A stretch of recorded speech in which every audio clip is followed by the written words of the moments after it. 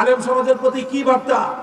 যে তোমাদেরকে অনেক ফজিলত দিয়ে দিলাম, এখন থেকে তোমরা শুধুমাত্র জনগণের সালামের জবাব দিবা।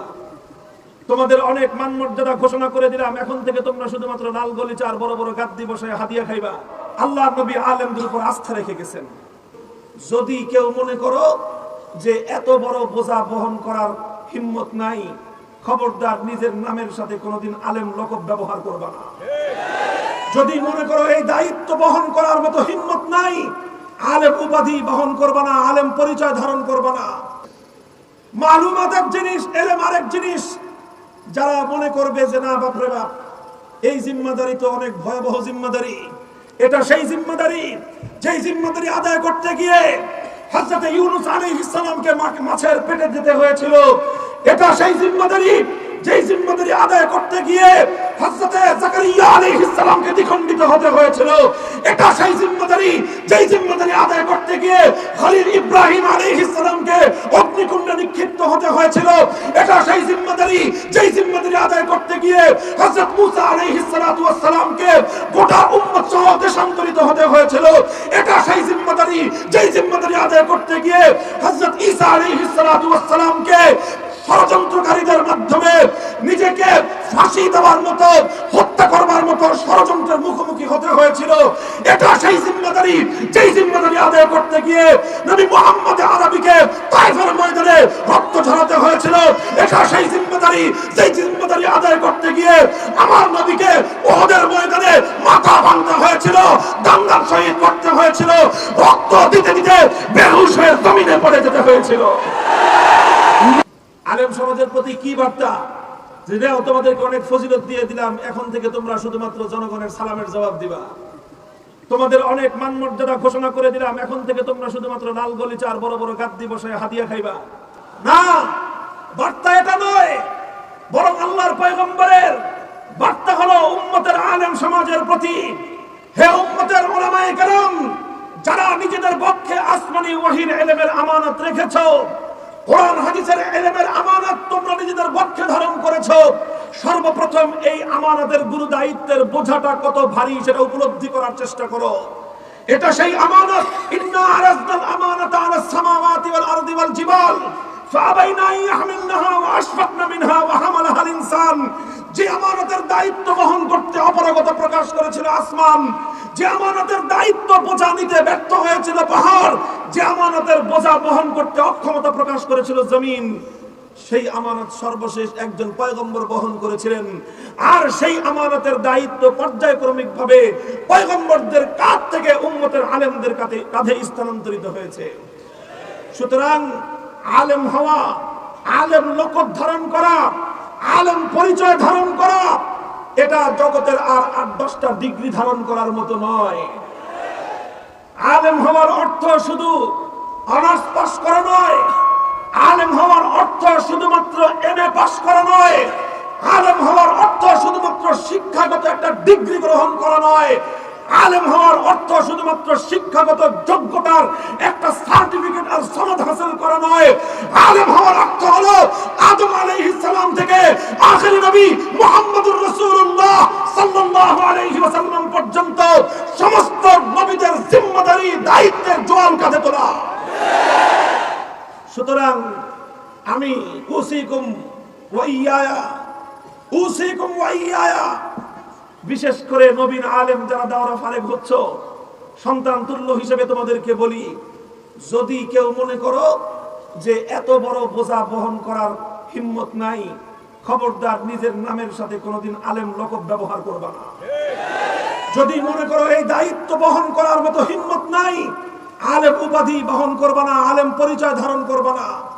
কোরআন হাদিসের ইলম কিছু মালুমাত হাসিল করেছো, কিছু ইনফরমেশন মুখস্থ করেছো। ইনফরমেশন এক জিনিস, নলেজ ভিন্ন জিনিস। ইনফরমেশন এক জিনিস, নলেজ ভিন্ন জিনিস।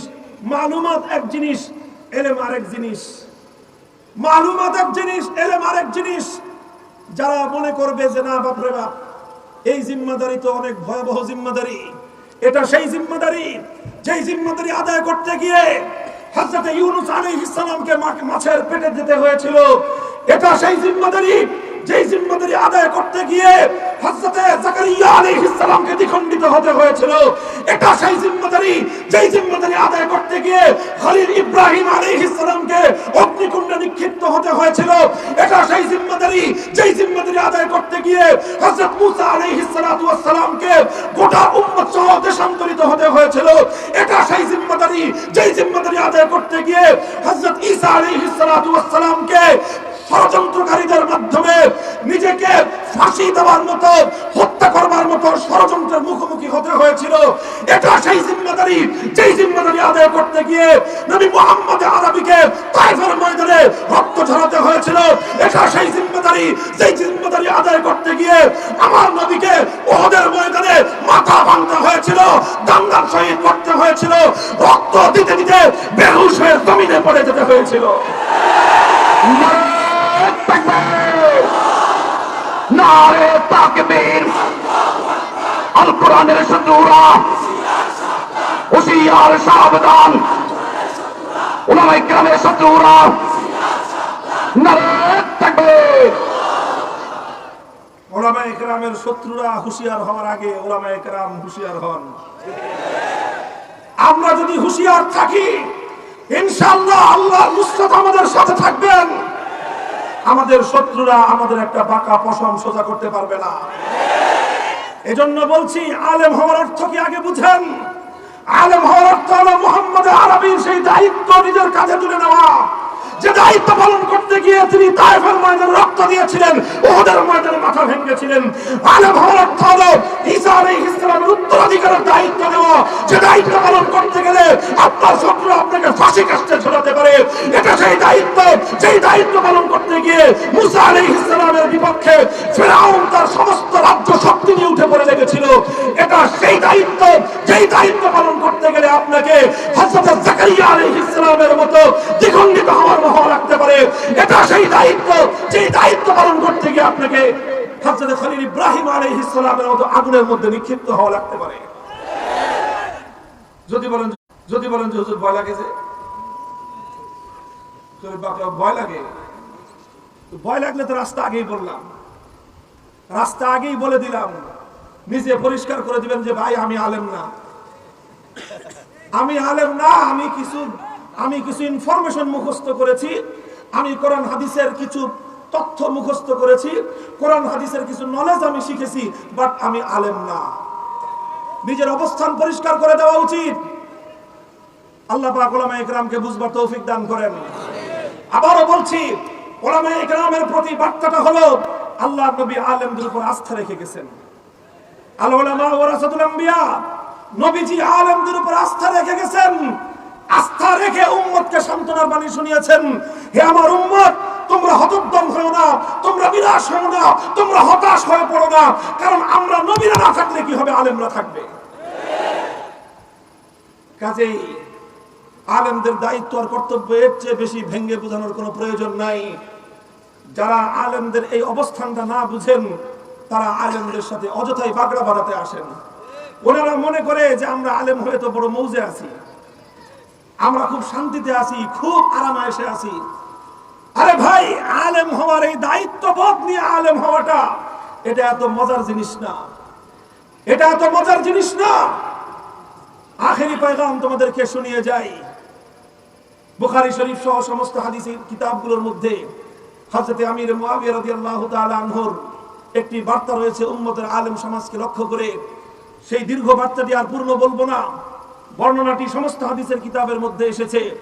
তিনি মদিনা শরীফে এসে দেখলেন মদিনার মধ্যে একটা শরীয়ত বর্হিত কাজ হচ্ছে, মদিনা শরীফের মধ্যে একটা বেশরীয়তি, একটা নাজায়েজ কাজ হচ্ছে।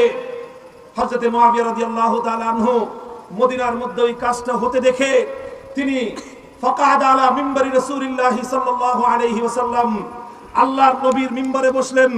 যেই মিম্বরে বসে আল্লাহর নবী উম্মতকে তিনি বিভিন্ন নির্দেশনা প্রদান করতেন, সেই মিম্বরে বসে হযরত মুআবিয়া রাদিয়াল্লাহু আনহু সর্বপ্রথম প্রশ্ন করলেন, আইনা উলামাউকুম, আইনা উলামাউকুম, হে মদিনাবাসী জবাব দাও, তোমাদের শহরে শরীয়তের বিরুদ্ধে কার্যকলাপ পরিচালিত হচ্ছে, এই জনপদে আল্লাহর হুকুম লঙ্ঘিত হচ্ছে, আলেমরা কোথায়? জবাব চাই। প্রথম জবাব তিনি এটা বলেন নাই মদিনা শরীফের এই শহরের নগর পিতা কোথায়, এই শহরের মেয়র সাহেব কোথায়, এটা জিজ্ঞাসা করেন নাই। তিনি এটা জিজ্ঞাসা করেন নাই যে মদিনার এসপি কোথায়, জিজ্ঞাসা করেন নাই মদিনার ডিসি কোথায়।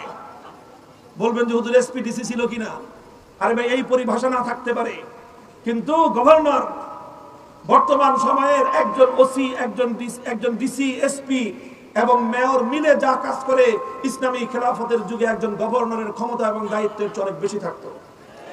মদিনা শরীফে গভর্নর ছিল, হযরত মুআবিয়া এটা জিজ্ঞাসা করেননি মদিনার গভর্নর কোথায়, মদিনা আইন শৃঙ্খলা রক্ষাকারী বাহিনীর সদস্য কোথায়। তিনি সর্বপ্রথম প্রশ্ন করেছেন আইনা উলামাউকুম, আল্লাহর বিধান লঙ্ঘিত হচ্ছে, আলেমরা কোথায়। মুহতারাম হাজিরিন, এই হাদিসের ব্যাখ্যায় সমস্ত ব্যাখ্যাকারগণ লিখেছেন, সুতরাং আল্লাহর জমিনে যখন কোনো আল্লাহর বিধান লঙ্ঘিত হবে, আল্লাহর জমিনে যখন শরীয়ত বিরোধী কোনো কার্যকলাপ পরিচালিত হবে, তখন এর দায় শুধুমাত্র পুলিশের নয়, এর দায় শুধুমাত্র প্রশাসনের নয়, এর দায় শুধু সিটি কর্পোরেশনের নয়, এর দায় শুধু এমপির নয়, এর দায় শুধু মন্ত্রী পরিষদের নয়, এর দায় শুধুমাত্র আদালতের নয়, এর দায় শুধু সরকারের নয়, বরং আল্লাহর দ্বীনের বিরুদ্ধে যখন কোনো কার্যকলাপ পরিচালিত হবে, সর্বপ্রথম তার দায় বহন করতে হবে আলেমদেরকে। কেন চিৎকার করি আমরা বুঝেন না? না চিৎকার না করলে যে কি কি সুবিধা পাওয়া যায় বুঝি সব আমরা। ওই সমস্ত হালুয়া রুটি খাইতে আমাদের কাছে মিষ্টি লাগবে, তিতা লাগবে না, সব জানি, সব বুঝি। এবং এটাও জানি এই তাওহীদের কথা উচ্চ কণ্ঠে উচ্চারণ করার কারণে কারা কারা বিরাগ ভাজন হতে পারে, আর সেই বিরাগ ভাজনদের ক্ষমতার হাত কত লম্বা সব আমাদের অনুভূতির মধ্যে আছে। তবে একটা সবক মুখস্থ করেছি পূর্বসূরীদের কাছ থেকে, শাইখুল হাদিসের কাছ থেকে, জীবনে একটা শিক্ষা, একটা সবক মুখস্থ করেছি, জীবনের পণ করেছি, একজনকে রাজি করব, আরশওয়ালাকে, আসমানওয়ালাকে রাজি করব, আল্লাহ এবং তার রাসূলের স্যাটিসফ্যাকশন চাইবো, আল্লাহকে রাজি করে আল্লাহর রাসূলের সন্তুষ্টি অর্জন করার পর যারা যারা খুশি ওয়েলকাম।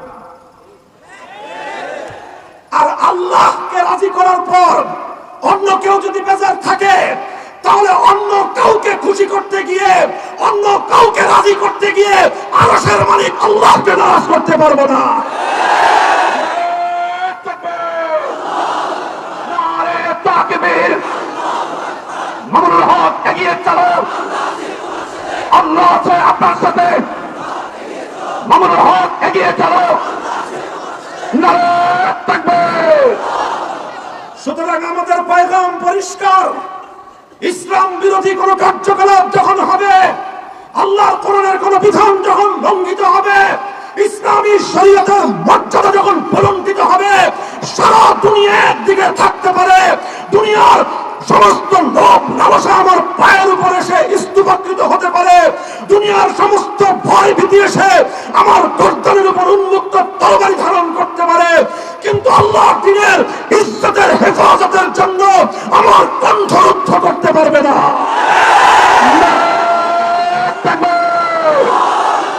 নারে তাকবীর, বদরের হাতিয়ার গর্জে উঠুক আরেকবার, উহুদের হাতিয়ার গর্জে উঠুক আরেকবার, সাফার হাতিয়ার গর্জে উঠুক আরেকবার, শাহজালালের হাতিয়ার গর্জে উঠুক আরেকবার।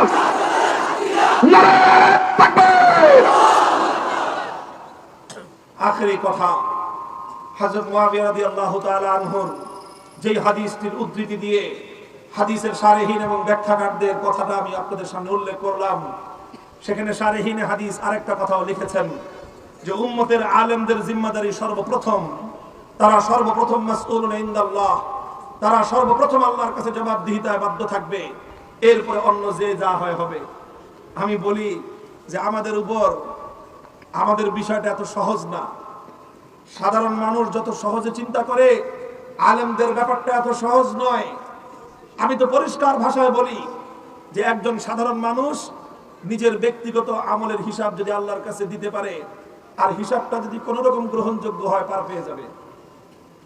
কিন্তু একজন আলেম সে যদি মনে করে শুধুমাত্র নিজের ব্যক্তিগত আমলের হিসাব দিয়ে পার পেয়ে যাবে, তাহলে সে ইলমে দ্বীনের প্রকৃত দায়িত্ব বুঝতেই পারে নাই। আলেমকে শুধু নিজের ব্যক্তিগত দায়িত্ব আমলের হিসাব দিলে চলবে না, তাকে জাতির আমলের হিসাবও দিতে হবে। সহজ ভাষায় বলতে গেলে একটা মসজিদে 500 মুসল্লি আছে, ইমাম কয়জন? একজন ইমাম, 500 মুসল্লি। 500 মুসল্লি প্রত্যেকে যার যার নিজের আমলের হিসাব পরিষ্কার দিতে পারলে তাদের রাস্তা ক্লিয়ার। ইমাম সাহেব যদি মনে করে যে আমিও আমার নিজের হিসাব দিয়ে রাস্তা ক্লিয়ার, বোকার সড়কে বাস করতেছেন। আল ইমামু জামিনুন, আল ইমামু জামিনুন। 500 মুসল্লি ব্যক্তিগত নামাজের হিসাব দিলে পার। ইমাম সাহেব নিজের নামাজের হিসাব, নিজের আমলের হিসাব, 500 মুসল্লির হিসাব যখন ক্লিয়ার করতে পারবে, তারপর রাস্তা পরিষ্কার। কাজেই ইমাম হওয়া মানে হলো শুধুমাত্র আরাম আয়েশের গদি বিছানো নয়। ইমামতের দায়িত্বের অর্থ এটা নয় যে বিশাল সম্মানিত আসন পেয়ে গেলাম। হ্যাঁ, সম্মান আছে, মর্যাদা আছে, তবে তার চেয়ে অনেক বড় বিষয় যেটা, সেটা দায়িত্ববোধ থাকতে হবে। এটাই হলো সমস্যা। এই সমস্যার কারণে আমরা যখন কথা বলি তখন অনেকে মনে করে যে এই হুজুরের কথাটা না বললে সমস্যা কি। আরে সমস্যা তো এই জায়গায়। আর আমার কাছে আরেকটা হিসাব খুব পরিষ্কার। হযরত ওমর ফারুক রাদিয়াল্লাহু তাআলা আনহু, ওনার একটা কথা খুব বেশি জায়গায় জায়গায় উনি বলতেন। যেখানেই ওনার কথার সাথে অন্যের কথা মিলতো না, সেখানে তিনি এসে প্রশ্ন করতেন, আলাসনা আলাল হাক্কি ওয়া হুম আলাল বাতিল, আলাসনা আলাল হাক্কি ওয়া হুম আলাল বাতিল। তাওহীদের পক্ষে কথা বললাম আমি, আর শিরকি সংস্কৃতির পক্ষে কথা বলল ও। তা আমি হকের উপর আর সে বাতিলের উপর, বিষয়টা কি এমন নয়? কথা বলেন। আমি বললাম তাওহীদের পক্ষে কথা, সে বলল শিরকের পক্ষের কথা। তাহলে আমি হকের উপর, সে বাতিলের উপর, ব্যাপারটা কি এমন নয়? না ভিন্ন কিছু হতে পারে? তাহলে আমি হকের উপর, সে হলো বাতিলের উপর। আলাইসা কাতলানা ফিল জান্নাতি ওয়া কাতলাহুম ফিন নার। তাওহীদের পক্ষে থেকে কথা বলতে গিয়ে জীবন গেলে আমি হব শহীদ, আমার স্থান হবে জান্নাত। শিরকের পক্ষে কথা বলতে গিয়ে জীবন গেলে ও হবে জাহান্নামের আর নরকের। কি কোনো সন্দেহ আছে? কোনো সংশয় আছে? তাহলে যদি হিসাব এটাই হয়ে থাকে যে আমার অবস্থান হকের পক্ষে, আমার অবস্থান তাওহীদের পক্ষে, যদি ব্যাপার এমনটাই হয়ে থাকে হকের উপর থেকে তাওহীদের পক্ষে কথা বলে জীবন গেলে যদি আমার ঠিকানা হয় খোদার জান্নাত, আর শিরকের পক্ষে থাকলে যদি হয় বাতিল, বাতিলের উপর থেকে জীবন গেলে যদি তার ঠিকানা হয় জাহান্নাম, ফালামা নুতি হাযিহিদ দানিয়াতা ফি দীনিনা। তাহলে ও যদি নতি স্বীকার করতে না পারে, বাতিলের উপর থেকে জাহান্নামের নিশ্চয়তা নিয়ে সে যদি মাথা নত করতে না পারে, হকের উপর থেকে জান্নাতের সুসংবাদ পাওয়ার পর আমি কেন নতি স্বীকার করব? নারে তাকবীর, সাবিলুল্লাহ সাবিলুল্লাহ, জিহাদ জিহাদ, সাবিলুল্লাহ সাবিলুল্লাহ, নারে তাকবীর। সুতরাং নমনীয় যারা হকের উপর থাকে তারা নয়, বরং যে বাতিলের উপর আছে তাকেই নমনীয় হতে হবে। মৃত্যুর পরে যার জন্য জান্নাতের নিশ্চয়তা, সে কেন নমনীয় হবে? মরলে যার জাহান্নামে যাওয়ার আশঙ্কা, তাকে নমনীয় হতে হবে। হে উম্মতে মুহাম্মাদিয়ার আলেম সমাজ, এভাবে নিজেদের দায়িত্ববোধ থেকে তোমরা গর্জে উঠো। নিজেদের দায়িত্ববোধ থেকে পক্ষের মধ্যে আমানতের জিম্মাদারি অনুভব করো। আর এভাবে গোটা উম্মতে মুহাম্মাদিয়ার দরদ নিয়ে, জিম্মাদারি নিয়ে ময়দানে অবতীর্ণ হও। ইনশাআল্লাহ চূড়ান্ত বিজয়ের মালা তোমাদের গলায় উঠবে। নারে তাকবীর। বাবুনগরীর হাতিয়ার, মামুনুল হকের হাতিয়ার, নারে তাকবীর। ইনশাআল্লাহ এইভাবে দায়িত্বশীলতার সাথে আমরা আলেম দ্বীন হওয়ার যে পরিচয়, সেটা ধারণ করব। কি বলেন? যারা নতুন নবীন আলেম তাদেরকে বিশেষ করে বললাম, যারা একটু পুরাতন আলেম, অনেক দিন ধরে দায়িত্ব পালন করতেছেন কিন্তু বুঝতেছেন না যে কি দায়িত্ব পালন করতেছেন, আপনারা আবার সেজদায় সহ দিয়ে দায়িত্ব সোজা করে নেন। আলেম হওয়ার অর্থ এত সহজ কোনো বিষয় নয়। আরে আলেম হওয়ার জন্য, আলেমের এই পরিচয় ধারণ করতে গিয়ে বিগত 1400 বছরের ইতিহাস খুব মসৃণ কোনো ইতিহাস নয়। যুগে যুগে উম্মতের ওলামায়ে কেরামের ইতিহাস তো রয়ে গেছে।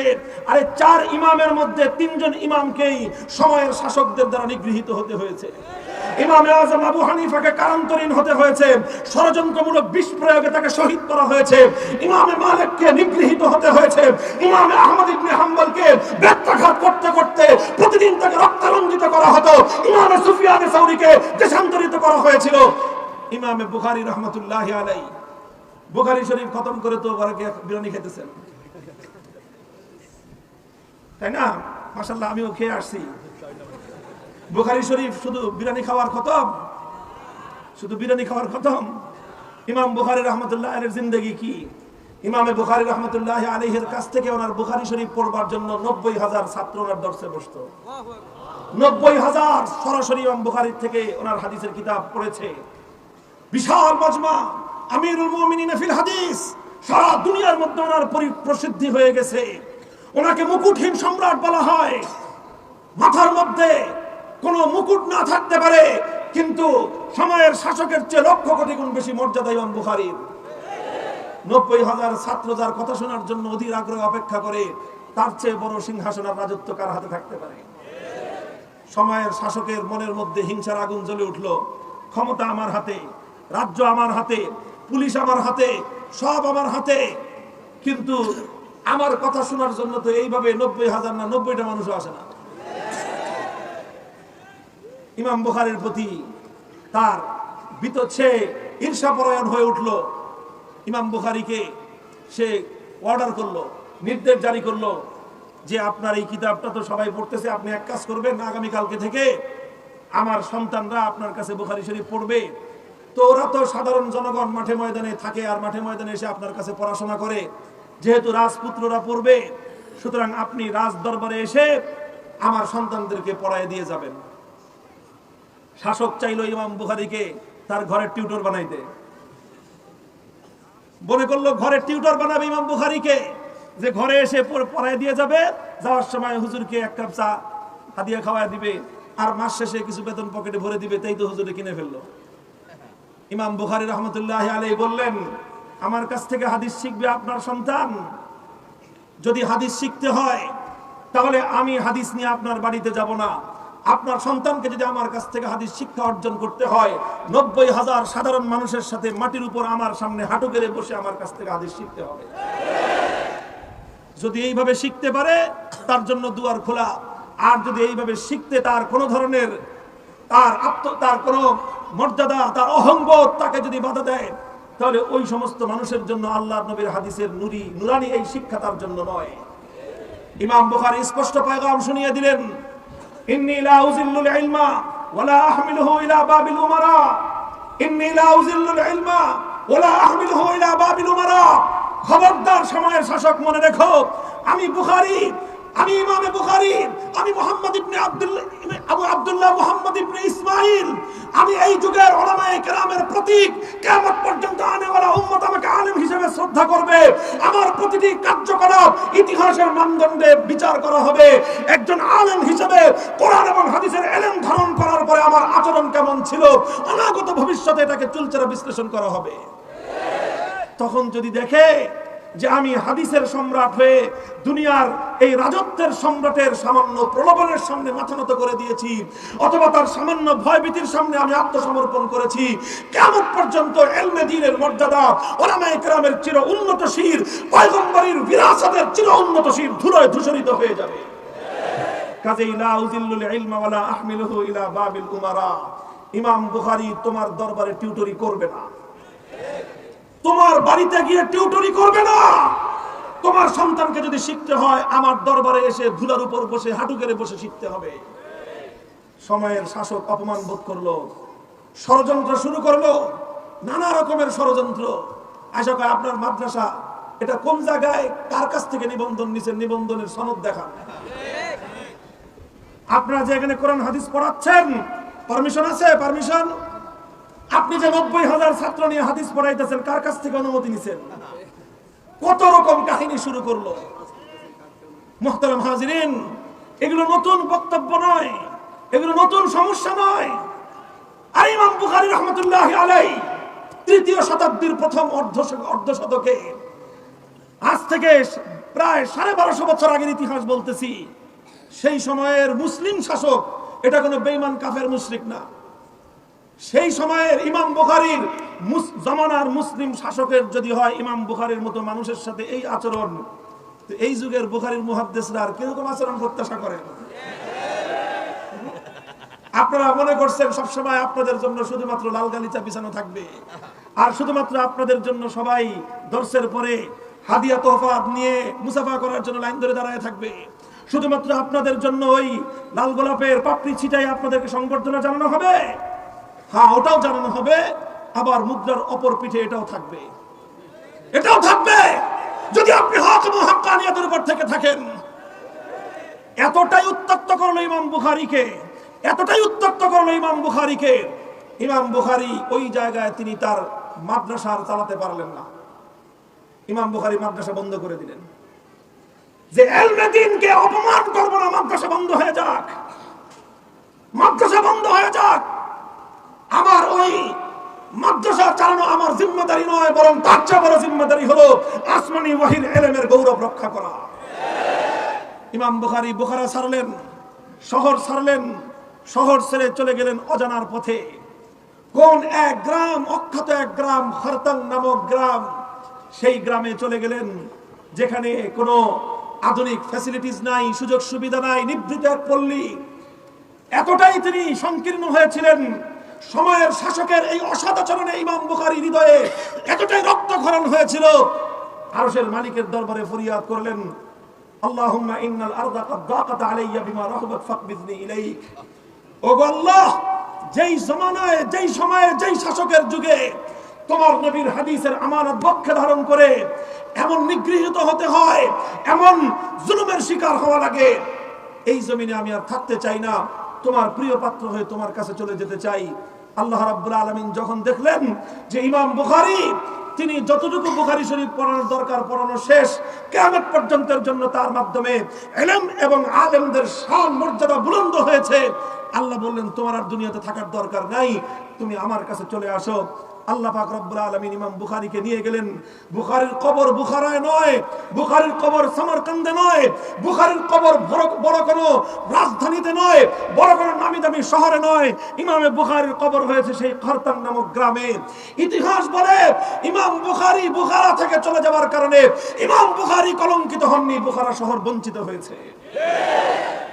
ইমাম বুখারী শহর ছাড়বার কারণে ইমাম বুখারী বঞ্চিত হননি, বরং ইমাম বুখারীর মতো মানুষকে পক্ষে ধারণ করতে ব্যর্থ হয়ে বুখারা শহর এবং রাজ্য ব্যর্থ হয়েছে। হে উলামায়ে কেরাম, নিজেদেরকে এভাবে গড়ো, এভাবে নিজেদেরকে মুস্তাগনি বানাও। আমি আর তুমি যদি আজ এভাবে আমরা নিজেদেরকে প্রস্তুত করতে পারি, আল্লাহ পাক রব্বুল আলামিন আমাদের থেকে, তোমাদের থেকে ইমাম বুখারীর মতো এত কঠিন পরীক্ষা নেবেন না, এত কঠিন পরীক্ষা নেবেন না। আল্লাহ পাক গায়েবী মদদ নাজিল করবেন ইনশাআল্লাহ। কি হয়েছে?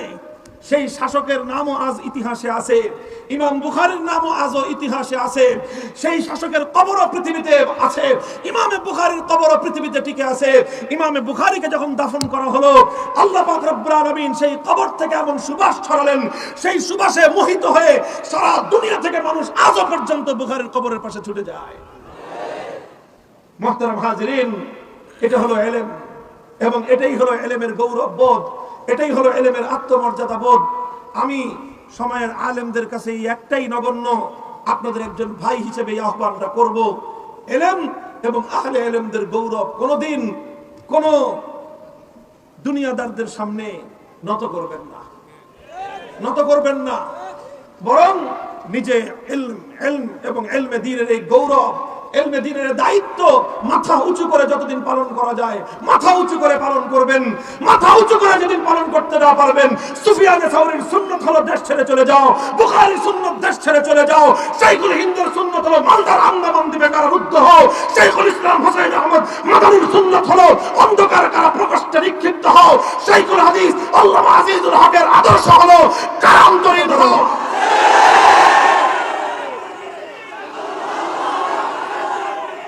আল্লাহ পাক রব্বুল আলামিন আমল করার তৌফিক দান করেন।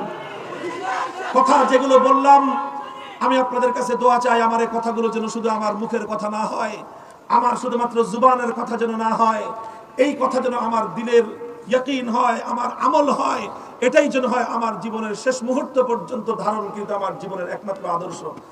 আল্লাহ পাক রব্বুল আলামিন আমাকে আমার বর্তমান প্রজন্মের উলামায়ে কেরাম ভাইদেরকে এভাবেই উত্তরসূরিদের পূর্বসূরিদের আদর্শ মজবুত ভাবে আঁকড়ে ধরে থাকার তৌফিক দান করেন। ওয়া আখিরু দাওয়ানা আলহামদুলিল্লাহি রাব্বিল আলামিন। ওয়াসসালামু আলাইকুম ওয়া রাহমাতুল্লাহ।